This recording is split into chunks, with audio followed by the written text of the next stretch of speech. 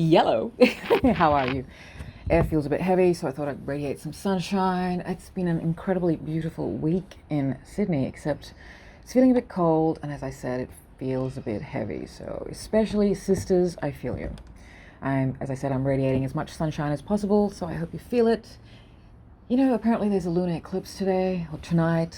It's all happening. It's time for some sane lunacy.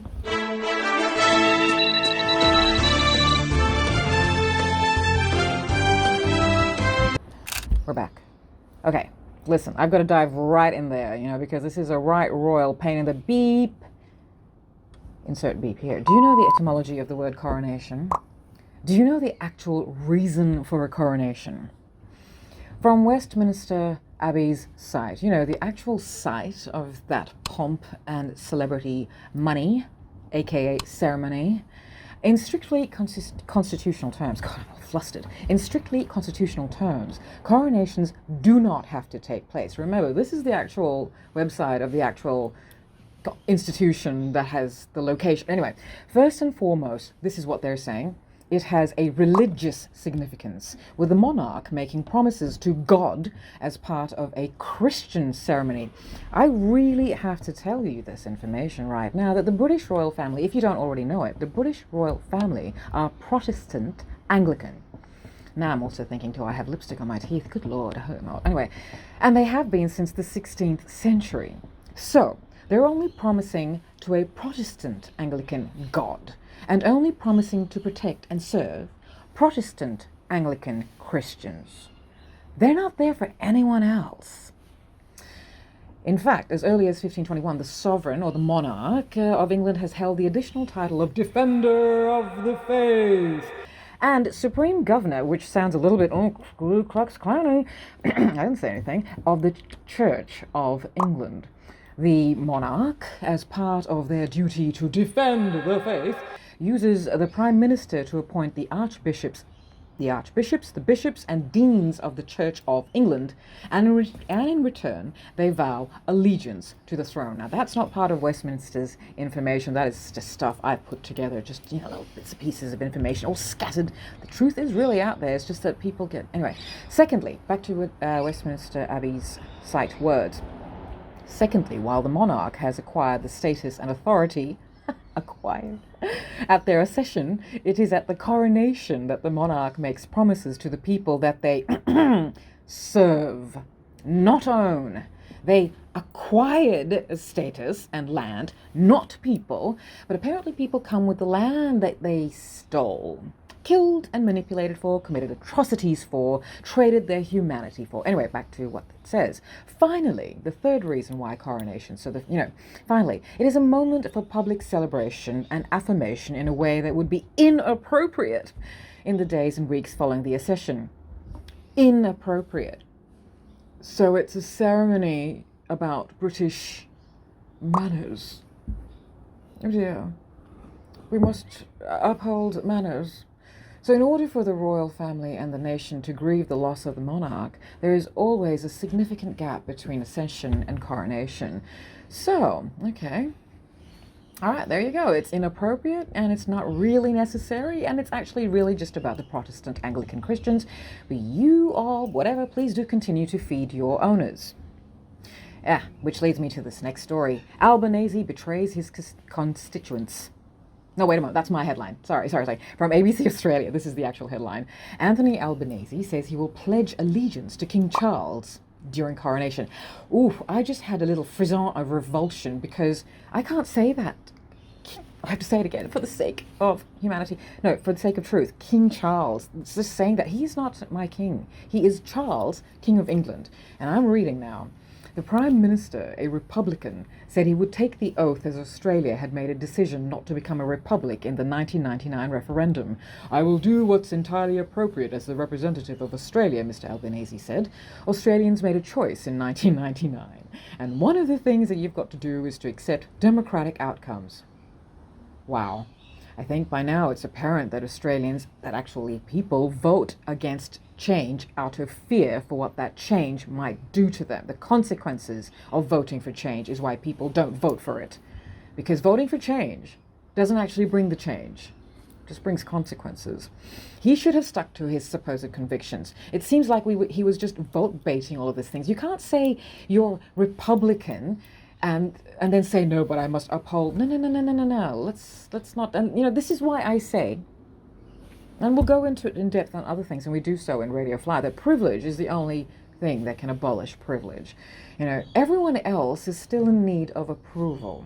We're still in a white stream hierarchy, ladder of intersectionality of different ways. Everyone still needs approval to get onto a higher ladder. So I'm going to read some words I wrote a few days ago. Oh no, really? Really? This is why you got elected, Mr. Albanese? To pledge allegiance to a man? Just because that man thinks he owns Australia? Because Mummy finally died?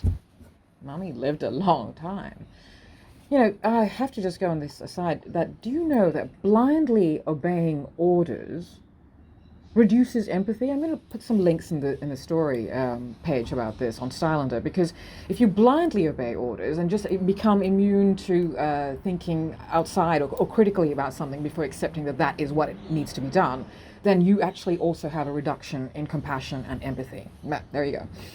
And because I feel this is such a betrayal, everyone who contributed to voting him to top job, this is an absolute betrayal of all of us. This also actually aligns Mr. Albanese with the other side. Now we actually know he chooses all of these people. This act has betrayed so many of us because he's chosen all the repulsive people. He's chosen to call this human being king and says, well, he owns us. Oh my God.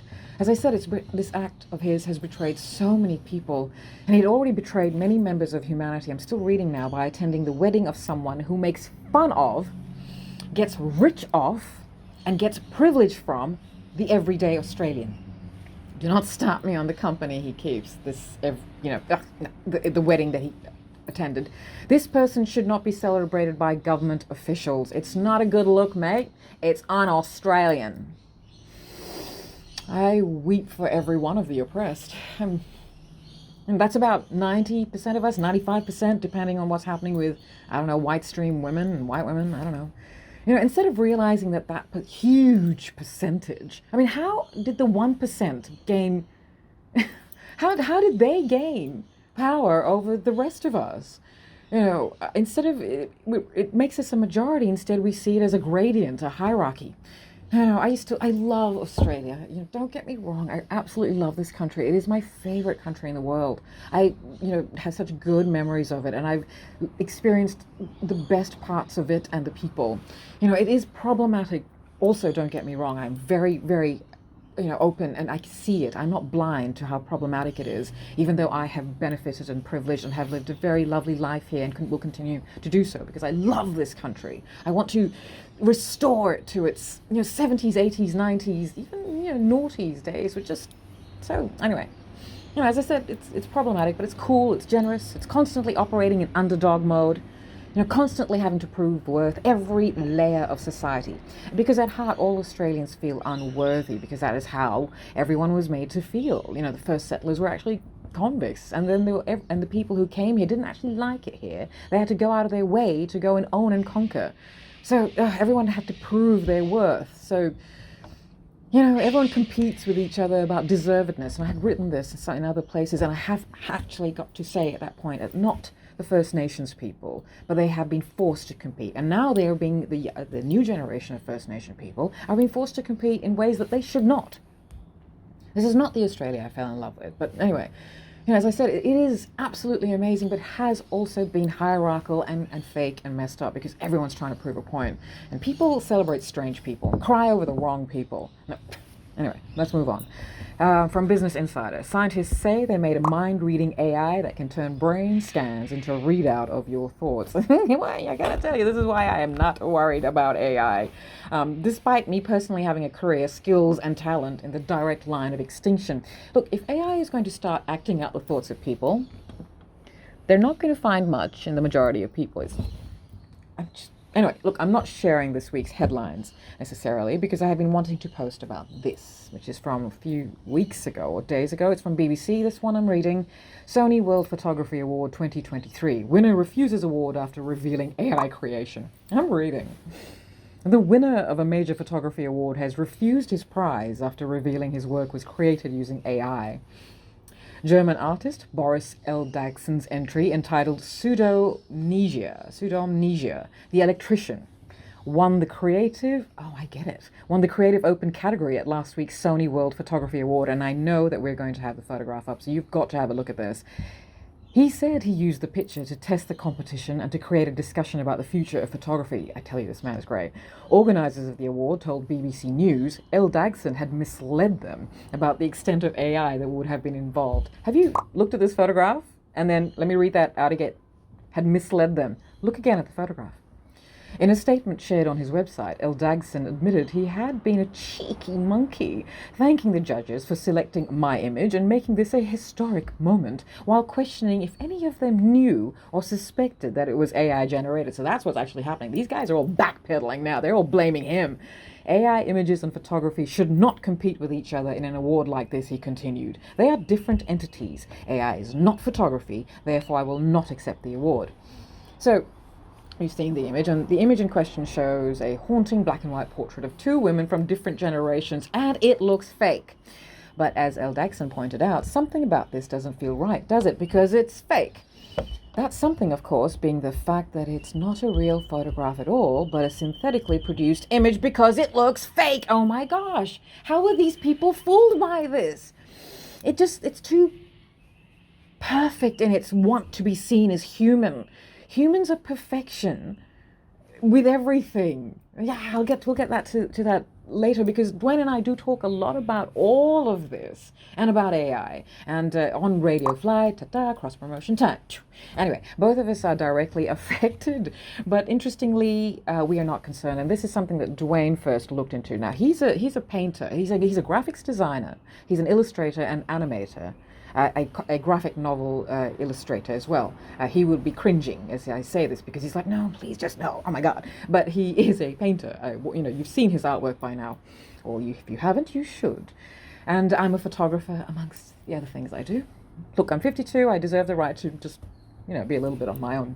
Anyway, my skill was supposed to overtake his skill. So he's a painter, I'm a photographer. My skill was supposed to overtake his skill. It didn't, as Duane has pointed out. He was the first one to, But unfortunately, there are always consequences. So there would have been so many painters before photography, as there once used to be actual photographers.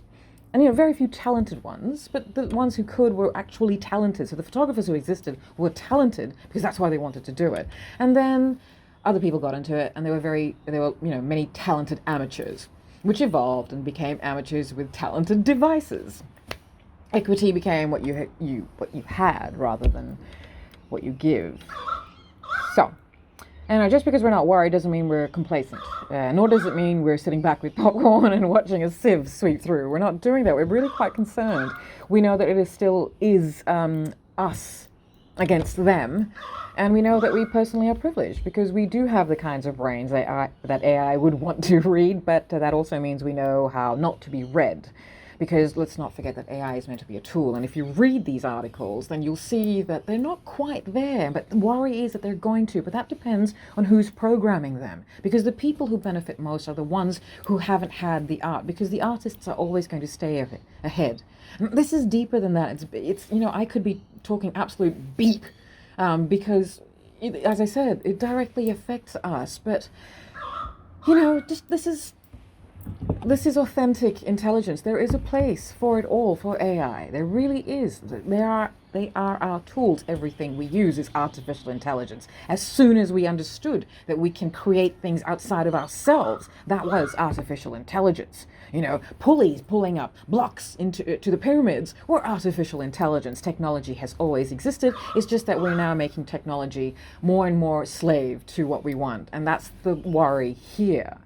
Because as we have said, as Duane and I have said, they can't legally have slaves now. We've got to actually give everybody a fair go. So they're going to create things that aren't going to how many ones. So anyway, we'll talk about that later on Radio Fly. Here's a reminder that art always comes first before artificial. It's surreal, and this is from Sydney Morning Herald. Julia Gutman wins Archibald Prize for portrait of singer Montaigne. Look, no one is ever happy about anything, and although the winning artwork is not to my personal taste, there is no denying the excellence of its meaning, inspiration, and execution. And this is the 13th time a woman has won the top prize since its inception in 1921. I'm reading. Julia Gutman was in the shower around 8 a.m. on Friday, which is an interesting lead. It's written by a female journalist. Anyway, why this? When the call came that she had won the 2023 Archibald Prize with a portrait of her friend, singer-songwriter Jessica Serro, better known by her stage name, Montaigne. The two had been former flatmates in a share house in Sydney's inner west. And Gutman, 29, is one of the youngest winners of the 102-year-old prize. I thought, when she called back, it went to the Art Gallery of New South Wales front desk. She thought maybe she had left something behind, like an umbrella, who has, said the artist, who had dreamed of winning the Archibald since she was 12. She's really honoured to be chosen as a finalist, let alone win this. So, it's pretty amazing. She's no longer in Sydney. She's on her way to residencies in Italy, Denmark, and Miami, even before her, $100,000 Archibald win. It says windfall, but it's a win. It's a competition, not a windfall. It's not a lottery. Or is it? Is that what this is? That's what the article says. Anyway, so, and so she says she thought it was a beautiful way to capture Jess, who is queer and dresses in this way that plays with gender. It's a soft, angular pose, but there's an in-betweenness to it. If you read further into the article, look, I get why it won. It absolutely captures the tenuous links to identity the younger generations have. It's all quite patchwork and painful for them. And it's terrible that they have been, born into a time of such inconsistency and uncertainty. But there's so many other wonderful things to celebrate. Read the article. It's joyous. There is progress. Well, I hope so. I can see the optics being played, the illusionists at work. But, many still want to do the right thing. Like, for instance, 40% of the finalists were first-time entrants. And for the first time in its history, there were more works by women compared to men chosen as the 57 finalists. And I don't know how they do that. Again, it's not very inclusive or supposed language. How do you decide? How do you decide best actor, best actress? I don't know. This year also, it just has to be, I think we've talked about this on one of our episode podcasts, the how to actually decide this award. Anyway, this year also has the highest number of finalist works by Aboriginal artists, 38 across the Archibald, Wynne and Solomon prizes, and the Wynne and Solomon prizes were both won by artists of First Nations people. Something older and less reality, grounded in reality, but still art, could be truth. As it was just Star Wars Day, may the 4th be with you, I saved this story for this week from Al Jazeera. Sharmeen Obaid Chinoy, my apologies, I knew how to pronounce it, Obaid Chinoy, to direct one of 3 new Star Wars films. Oops, apologies for that noise. Pakistan-born Oscar-winning director Sharmeen Obaid Chinoy is set to become the first woman and person of color to direct a Star Wars film. Studio executives on Friday announced 3 new Star Wars movies are in the making, with the first slated for release in 2025. Obaid Chinoy will direct a film set 15 years after the end of the last movie, starring British actor Daisy Ridley as she returns to the role of Rey, the heroine of the last trilogy, which wound up in 2019 to mixed reviews. We will discuss this on Radio Fly as to what our theories are about that. Obaid Chinoy, who has 2 Oscars for documentaries denouncing violence against women, said she was drawn by the hero's journey in the Star Wars universe. I spent the better part of my lifetime meeting real heroes who are overcoming oppressive regimes and battling impossible odds, and I think that's the heart of Star Wars. So that's really exciting. I'm also excited that Ahsoka Tano has her own story, because Tano is a Togruta and I am one too. Duane Leewai knows it. Ta-da! And I will leave you with our homage to The Mandalorian on our YouTube channel. We discuss Season 3, Episode 5, The Pirate, and enjoy Duane's illustration, his version of The Mandalorian. He's got so many different styles. This is a vector illustration. Thank you for watching. This is our way. Bye.